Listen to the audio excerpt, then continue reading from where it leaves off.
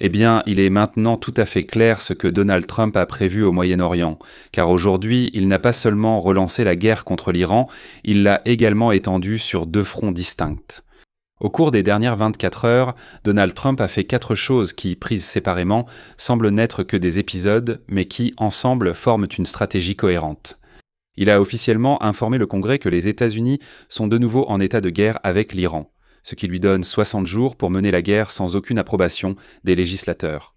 Il a annoncé un blocus maritime total de l'Iran, c'est-à-dire que la flotte américaine arrêtera tout navire se rendant en Iran ou en provenance de ce pays, sous n'importe quel pavillon, et la force pourra être utilisée contre ceux qui ne se soumettront pas. Il a promis de faire exploser une montagne en Iran, ce bunker sous 600 mètres de granit, où l'on pense que l'uranium iranien est caché. Et le plus important, dont on parle à peine ces derniers jours. Trump a donné le feu vert à l'Arabie saoudite pour bombarder le Yémen. Et aujourd'hui, il reçoit dans le bureau ovale le Premier ministre du pays voisin, l'Irak, où il y a des milices, d'ailleurs, prêtes à se battre contre l'Iran. Ce n'est plus simplement une guerre contre la République islamique d'Iran, c'est une restructuration de toute la région. Et le Yémen et l'Irak, dans tout ça, ils deviennent de nouveaux fronts. Sur l'un, on se bat par procuration, sur l'autre, avec des contrats pétroliers. Je vais expliquer ce que cela signifie. Dans cet épisode, nous allons analyser ce que Donald Trump a réellement prévu et ce qui se passe en ce moment même au Moyen-Orient. Je m'appelle Alexei Petchi. Discutons de ce sujet, mais d'abord, abonnez-vous à la chaîne. Nous approchons du cap des 300 000 abonnés, je vous serai reconnaissant de vous abonner personnellement.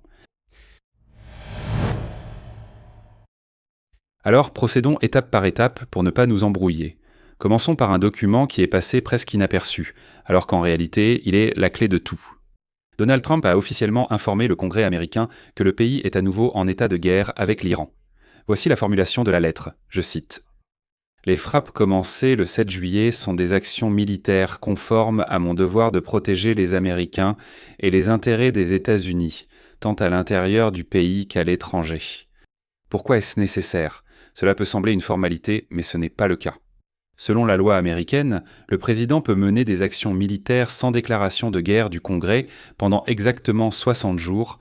Comme vous vous en souvenez, c'est précisément pour cette raison que Donald Trump s'est empressé en avril de mettre fin à la guerre active, afin de ne pas se retrouver dans une situation où le Congrès l'aurait tout simplement obligé à s'arrêter. Après l'annonce du cessez-le-feu, le compteur de 60 jours a été remis à zéro. Désormais, la notification de Donald Trump démarre un nouveau compte à rebours de 60 jours. Donald Trump a obtenu 2 mois de liberté, il peut mener la guerre à pleine intensité sans que le Congrès ne déclare officiellement la guerre. Et c'est ce qui rend cette démarche cynique. Récapitulons encore une fois. En mai, Donald Trump avait informé le Congrès que les hostilités étaient terminées. En juin, la Chambre des représentants et le Sénat ont tous deux voté pour mettre fin à l'opération contre l'Iran, à moins qu'elle ne soit approuvée par les législateurs. D'ailleurs, même quelques républicains se sont joints aux démocrates, mais ces résolutions sont symboliques.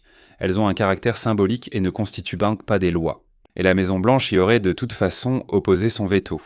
En d'autres termes, le Congrès a dit non à la guerre. Et Trump a répondu qu'il avait à nouveau 60 jours sans l'approbation du Congrès et a poursuivi la guerre. Voici la fin de la lettre de Donald Trump au Congrès qui évoque même une volonté de changement de régime à Téhéran. Citation ci-dessous. Les forces armées des États-Unis d'Amérique restent prêtes à prendre d'autres mesures pour s'assurer que le gouvernement de la République islamique d'Iran cesse de représenter une menace. Passons maintenant aux chiffres. Selon le commandement central des États-Unis, au cours de la semaine dernière, les militaires américains ont frappé plus de 300 sites militaires iraniens. Dans la nuit du 14 juillet, une 3e vague de frappes a eu lieu, durant environ 5 heures d'affilée. D'ailleurs, avant l'attaque, Donald Trump a déclaré, je cite, « Nous allons les frapper très fort cette nuit, et nous les frapperons fort demain, et ils ne pourront rien y faire. » En parallèle, Donald Trump a de nouveau annoncé un blocus maritime avec des conditions plus strictes qu'il n'y paraît. Selon le Centre d'information maritime conjoint, le blocus a commencé mardi et s'étend à tous les ports d'Iran, aux terminaux pétroliers et à l'ensemble du littoral. La flotte américaine arrêtera tous les navires se rendant en Iran ou en provenance d'Iran, quel que soit leur pavillon. C'est ce qui est dit textuellement dans la déclaration du centre maritime. Tout navire soupçonné d'entrer dans la zone de blocus ou d'en sortir sans autorisation peut être intercepté. Il peut être forcé de changer de route et être retenu. La force peut être légalement utilisée contre les navires qui ne se conforment pas aux exigences. De plus, comme vous vous en souvenez, il y a cette fameuse exigence de Donald Trump de payer 20% de la valeur de toutes les marchandises transitant par le détroit d'Ormuz pour la protection américaine. Trump a perdu son sang-froid et a annoncé vouloir s'emparer du détroit d'Ormuz. L'Iran a répondu là où ça fait le plus mal à l'économie mondiale, des missiles de croisière. Les gardiens de la révolution islamique ont frappé 2 superpétroliers, Mambasa et Al-Bahia, appartenant à une société des Émirats arabes unis. De plus, un autre pétrolier plus petit a également été attaqué. On sait pour l'instant qu'un marin indien a été tué, 8 personnes ont été blessées, dont 2 Ukrainiens. Et tous les navires ont subi de graves dommages. Et c'est là qu'un détail très important a été révélé.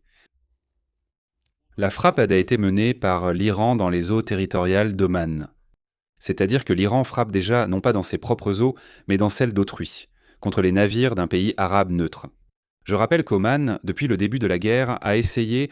Au début, il était avec les Américains, puis il est passé du côté de l'Iran, puis il a essayé de faire semblant d'être le plus neutre possible. Eh bien, voilà, il a fini par en payer le prix. Et c'est un signal que l'Iran n'autorisera pas le passage des navires en dehors de ses côtes.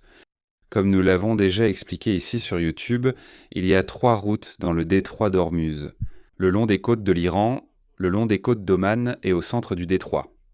L'Iran exige que tous les navires longent précisément sa côte, sous peine d'attaque, ce qu'il fait déjà. L'explication du corps des gardiens de la révolution islamique sur les attaques d'aujourd'hui est presque moqueuse. Ils ont déclaré que les navires auraient soi-disant ignoré leurs avertissements, désactivé les systèmes de navigation et suivi un itinéraire qui, selon les Iraniens, était miné, alors que ce n'est pas le cas. Et maintenant, la menace la plus retentissante de Donald Trump. Il a promis de détruire Pickaxe Mountain. C'est la montagne Kirki, ou comme on l'appelle aussi en persan, Kuhe Kalang Gazla. Voici la citation de Donald Trump. Nous allons détruire la montagne Kirki. Dites aux Iraniens de se préparer. Nous la surveillons de très près. Aucune activité n'est visible, ils poursuivent leur programme nucléaire, mais cela importe peu. À chaque fois que c'est évoqué, nous la faisons exploser. Voilà pourquoi ils évitent d'en parler. Mais nous allons probablement frapper Kirki assez bientôt. Quel est cet objet ? Une montagne dans la chaîne de Zagros, près de Natanz déjà détruit. À l'intérieur, 2 complexes de tunnels profondément enfouis. La construction est en cours depuis 2020. L'Iran affirme qu'il n'y assemble que des centrifugeuses pour l'enrichissement de l'uranium. Mais le renseignement américain soupçonne qu'il s'agit d'une usine secrète et non déclarée d'enrichissement de l'uranium. Autrement dit, une sorte d'assurance stratégique pour le programme nucléaire. On pense que la principale réserve d'uranium hautement enrichi s'y trouve, alors que Donald Trump affirme qu'elle aurait été enterrée depuis longtemps. Il y a une semaine, Donald Trump affirmait que l'Iran était déjà dénucléarisé et qu'il n'y avait plus de problème. Eh bien, il s'est avéré que non. Et voici le principal. Le site est enfoui à 60 voire 600 mètres sous le granit. C'est très important. Les experts sont unanimes ici. Bien sûr, ce site est hors d'atteinte même pour les bombes anti-bunker les plus puissantes de l'arsenal des États-Unis d'Amérique. Les analystes disent clairement qu'il est possible de détruire un tel site, mais probablement seulement avec des armes nucléaires tactiques. Et même dans ce cas, le succès n'est pas garanti. Après tout, il y a 600 mètres de granit. Autrement dit, Donald Trump menace de faire quelque chose que son armée ne peut physiquement pas faire, sauf bien sûr s'il s'agit de l'impensable utilisation d'armes nucléaires. Et là, la question se pose, est-ce un bluff ? Est-ce une pression psychologique ? Ou bien est-ce qu'il teste le terrain pour quelque chose de plus grand ? Eh bien, la question reste ouverte. Séparément, Donald Trump a de nouveau menacé d'éliminer la direction iranienne. Citation. Oui, je peux les éliminer. Je sais où ils sont. Bref, Donald Trump s'est vraiment lâché cette fois. Mais ce n'est que le début, parce que l'escalade la plus importante de cette guerre n'a pas eu lieu en Iran. Donald Trump a donné le feu vert à Mohammed Ben Salmaneh pour une opération militaire contre les Houthis au Yémen. Je rappelle que la semaine dernière, l'Arabie saoudite a informé les États-Unis de ses inquiétudes et a demandé un soutien pour d'éventuelles frappes, car l'Iran voulait briser le blocus saoudien au Yémen. Jeudi, l'ambassadeur d'Arabie saoudite a rencontré le secrétaire d'État américain Marco Rubio, et dès vendredi, Marco Rubio s'est entretenu avec le ministre des Affaires étrangères saoudien, le prince Faisal. Et ce même vendredi, il y a eu un entretien téléphonique entre Donald Trump et Mohammed Ben Salmané. Le prince héritier a demandé du soutien et il l'a obtenu. Dès lundi, les avions saoudiens ont bombardé l'aéroport de Sanaa. C'est la capitale officielle du Yémen. Le prétexte officiel était d'empêcher l'atterrissage de l'avion de Mahan Air, qui transportait la délégation des Houthis, revenant des funérailles d'Ali Khamenei en Iran. Un responsable américain rappelle que Mahan Air est une compagnie du corps des gardiens de la révolution islamique, déjà sous sanctions américaines. Et à bord, il ne s'agissait probablement pas des Houthis qui revenaient en des funérailles d'Ali Khamenei, mais il y avait des armes, des pièces de missiles et des spécialistes militaires qui devaient aider les Houthis à se préparer à la guerre. Les Houthis ont riposté avec des missiles balistiques et des drones contre l'aéroport d'Abha, dans le sud-ouest de l'Arabie saoudite, et ont averti les compagnies aériennes de rester à l'écart du ciel saoudien. Pourquoi est-ce vraiment un moment décisif ? C'est l'escalade transfrontalière la plus grave depuis 2022, et cela pourrait signifier l'effondrement de la trêve de 4 ans et étendre la guerre entre les États-Unis et l'Iran. Et voici ce qui est son révélateur.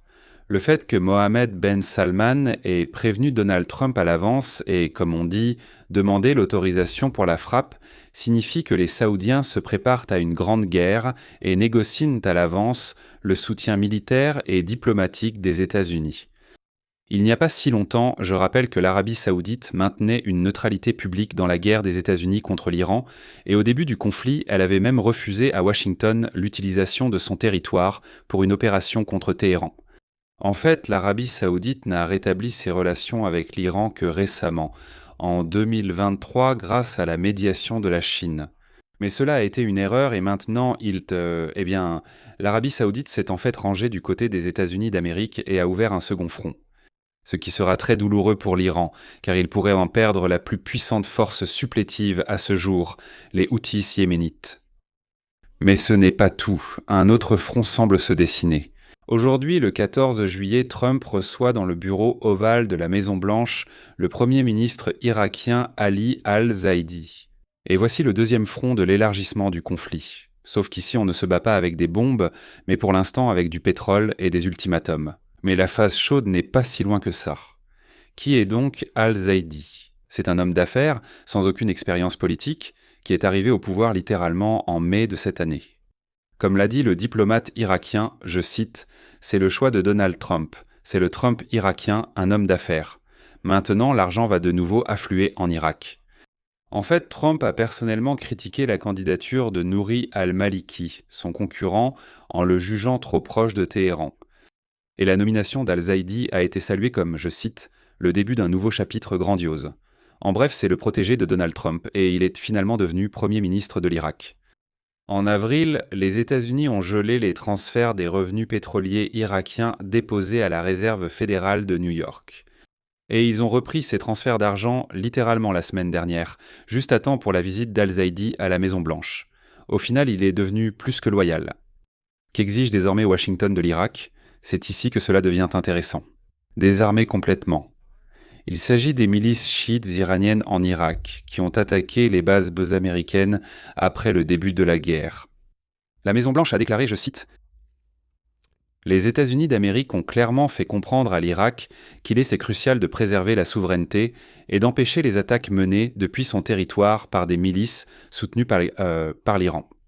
Nous savons que des discussions sont en cours concernant le désarmement de certaines milices et nous prendrons des décisions réfléchies en fonction des actions et des résultats mesurables. » Et voici que la date limite pour le désarmement complet des chiites en Irak est fixée au 30 septembre.